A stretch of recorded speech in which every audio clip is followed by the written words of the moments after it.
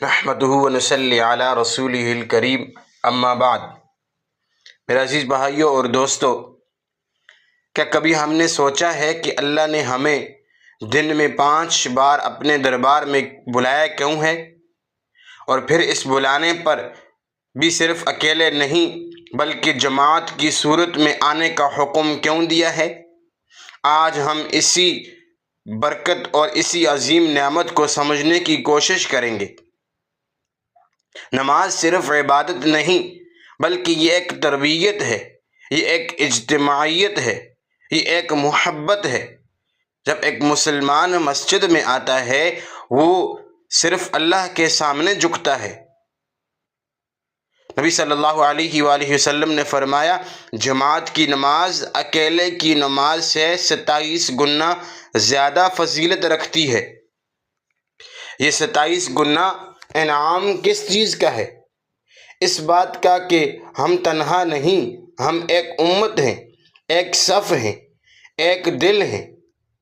اور نبی صلی اللہ علیہ وآلہ وسلم نے فرمایا، جو بندہ مسجد کی طرف ایک قدم اٹھاتا ہے اس کے لیے ایک نیکی لکھی جاتی ہے، ایک گناہ مٹا دیا جاتا ہے اور ایک درجہ اس کا بلند کر دیا جاتا ہے۔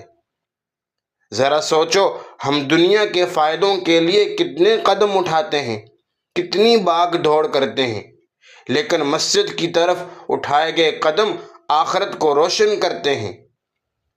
اور اللہ کے نبی نے فرمایا، جب تک بندہ نماز کی جگہ پر بیٹھا رہتا ہے فرشتے اس کے لیے دعا کرتے رہتے ہیں۔ دعا کون سی؟ کہ یا اللہ اسے معاف فرما، یا اللہ اس پر رحم فرما۔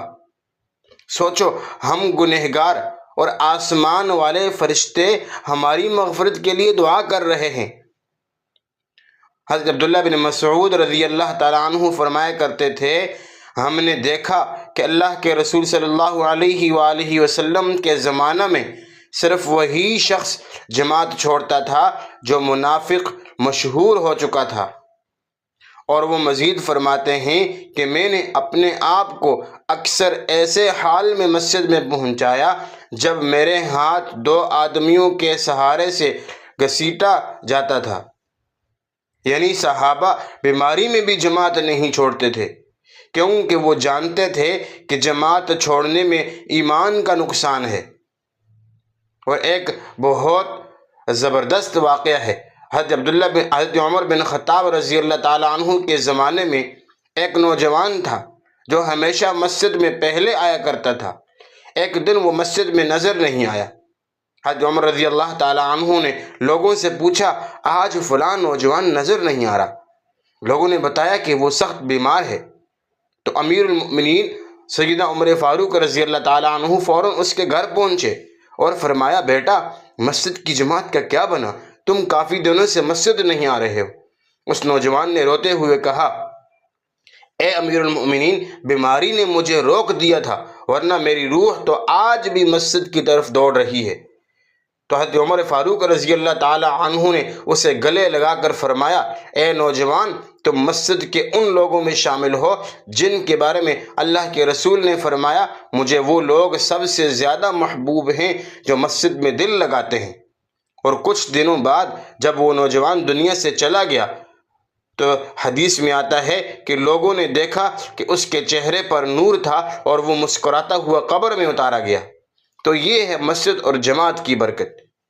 میرے عزیز بھائیوں، ہم دنیا کے کاموں کے لیے وقت نکال لیتے ہیں، دوستوں کے لیے وقت ہمیں مل جاتا ہے، گھر والوں کے لیے ہمارے پاس وقت ہوتا ہے، اور سوشل میڈیا چلانے کے لیے ہمارے پاس وقت ہوتا ہے، اور کبھی تو فضول باتوں کے لیے بھی ہم گھنٹوں بیٹھ کے باتیں کرتے ہیں، لیکن جماعت کے لیے ہمارے پاس وقت نہیں ہے۔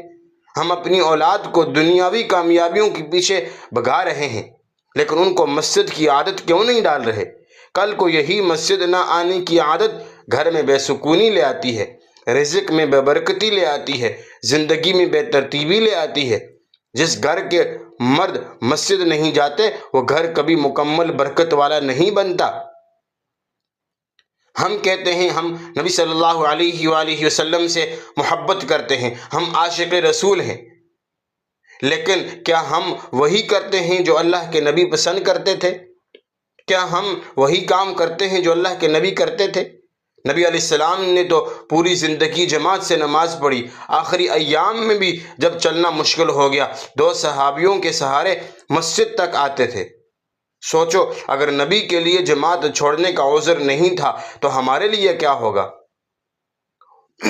وہ لوگ بھی نماز پڑھتے ہیں جو جیل میں ہوتے ہیں، وہ بھی پڑھتے ہیں جن کے پاس کچھ نہیں ہوتا، وہ بھی پڑھتے ہیں جو سڑک پر سوتے ہیں، لیکن ہم جن کے پاس گھر بھی ہے، وقت بھی ہے، صحت بھی ہے، پھر ہم کیوں نہیں پڑھتے؟